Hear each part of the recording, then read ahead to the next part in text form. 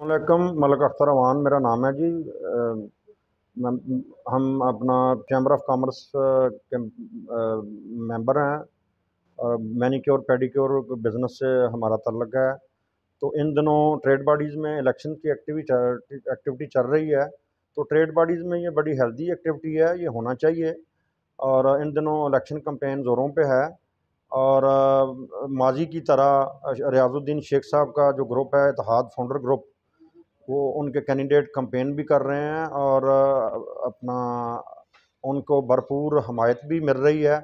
और बफ़ज़ल ताला माजी की तरह इस मरतबा भी इत्तेहाद फाउंडर ग्रुप जो है वो बड़े मार्जिन से इलेक्शन विन करेगा।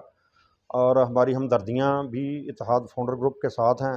और मुझे उम्मीद है कि ये ग्रुप बिज़नेस कम्युनिटी के बेहतरीन मफाद में जिस तरह माजी में काम करता रहा है, आइंदा भी काम करता रहेगा।